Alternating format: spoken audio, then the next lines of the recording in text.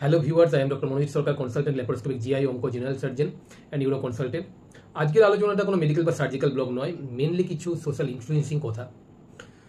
তো প্রথমে বলি যে বড় হওয়ার সাথে সাথে আমাদের যেটা হয়ে থাকে সেটা হলো একটা ম্যাচিউরিটি। কিন্তু এই বড় হওয়ার সাথে ম্যাচিউরিটি এই ব্যাপারটা একটা আলাদা ডেফিনেশন আছে এবং ডেফিনেশনটা খুবই সঙ্গত। আমার মানসিকতা কীরকম, আমার ব্যবহার কীরকম, সোসাইটিতে আমার অ্যাকসেপ্টেন্স কীরকম, এগুলো কিন্তু ম্যাচিউরিটির একটা পরিচায়ক।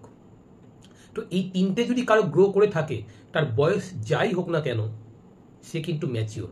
তাই ম্যাচিউরিটির ডেফিনেশনে আমার ক্ষেত্রে মনে হয় এই তিনটে প্যারামিটার থাকাটা খুব প্রয়োজন।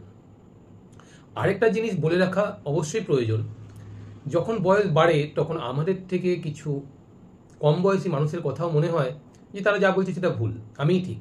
এবার নিজে ঠিক হতে গিয়ে সবথেকে বেশি ভুল করছি আমরা।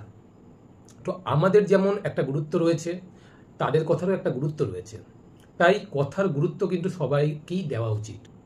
আপনার ডিগ্রি আজকে যাই থাকুক না কেন, আপনি ডাক্তার হতে পারেন, ইঞ্জিনিয়ার হতে পারেন, জজ, ব্যারিস্টার হতে পারেন, কিন্তু দিনের শেষে আপনার পরিচয় কিন্তু একজন ভালো মানুষ হিসেবে।